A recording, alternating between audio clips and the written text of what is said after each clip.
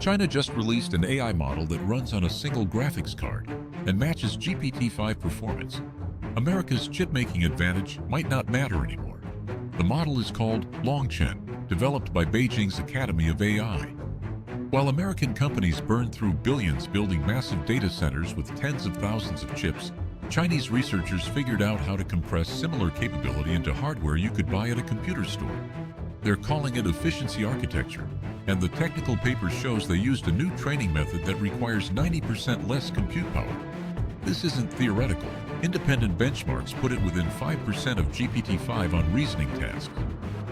Here's why this matters. The entire American strategy for the AI race was built on one assumption: control the advanced chips, control AI development. Washington spent 3 years tightening export restrictions, blocking China from buying NVIDIA's high-end processors. The logic was simple: no chips, no frontier models. But if you can train a frontier model on consumer hardware, those restrictions become nearly worthless. A university, any startup, any government lab in Beijing or Shanghai can now build competitive AI without touching the supply chain America tried to lock down. The implications hit markets within hours.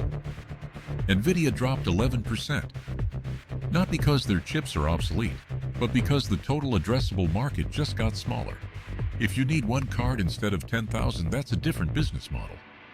Meanwhile, Chinese AI stocks surged. Baidu, Alibaba Cloud, SenseTime, all up double digits. Investors are pricing in a world where China closes the gap not by outspending America, but by out-engineering the problem. American labs aren't standing still. OpenAI and Anthropic both released statements saying efficiency is just one metric, and that scale still drives capability at the frontier. That might be true, but scale costs money, and money costs time, and time is what China just bought itself. The next 12 months will show whether this is a temporary leap or a permanent shift.